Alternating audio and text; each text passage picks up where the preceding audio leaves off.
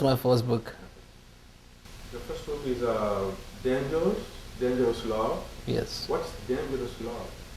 Dangerous Love is a love story um, about a young girl who wanna live her own life. Mary. Her name is Mary, and she's so much into Western, culture because of the fact that she was born and raised in a big city. When she realized that she is no more gonna be living in a big city, and she's heading to the village because of her parents' situation. She started, going against, the village ideologies, the ideas that. Why she went back to the village? Why? To see, just to see her parents? No, she went there because her parents are divorced. Okay. So while she was there staying with her uncle, she, was kind of used by her uncle for financial gains. Her uncle want to give her to this wealthy minister who is looking for a pretty wife. So Mary, being a pretty girl, was his target. Whatever she did, she tried. Mary tried everything to escape this arranged marriage that she was subjected to. And at the end of the story, did she marry the guy? She married the girl for only 3 months, and the guy, she gave the guy so much headache that the guy has to let her go.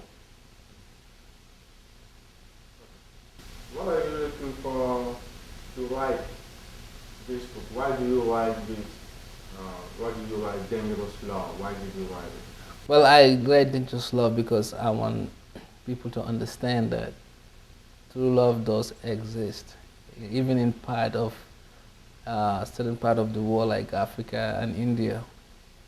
Although these areas have been seen as places where arranged marriages are common, but there's people who in this part of the world likes to follow their heart, and in that case they will pursue their love instead of somebody arranging someone for them to marry. So I want to, that message to go, to be out there, and also for people to know that, love is very powerful. If you have someone who loves you and you don't pay attention to how much that person loves you, they can hurt you if they don't get you.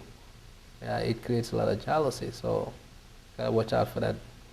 And for people who have these beautiful structures, especially women, they have to know that sometimes there are men out there looking just for that beauty. They don't actually love them. So once they lose that beauty, those men can go after other women. And for guys who are wealthy also, it's wiser to make yourself as an ordinary person when you're looking for true love, because once women notice that you have that money, they might really fall in love with you for a wrong reason. So I just want that message to be out there. Why American people have to buy your book? Because it has love, greed for money, murder, and drama all intertwining together. So it kind of creates a dramatical, environment that will keep you interested in reading the book from the beginning to the ending. What about this kind of story? What makes the difference between you, your book, and the other people who wrote it? Well, the other people who wrote these books, never really have all those things I mentioned, like murder, greed, and security, all intertwining together. So it is like the book creates a dramatical environment between families in a way that everybody is looking out for everybody is looking out for them, for him or herself. So kind of that's what makes it so different. Is it a fiction or non-fiction book? It is a fiction. So how did you get inspiration? I have an open, I have a very open mind, and then I think, a lot about, my environments and, like what goes on in the world. I look at through the window, I see the world differently. So imagining things, and that inspires me to write because I feel like the entire world is full of stories. And through those observations, I translate that to writing. You are a writer. How do you write for fun, or do you write because writing when writing makes money, or do you write because you see other people write?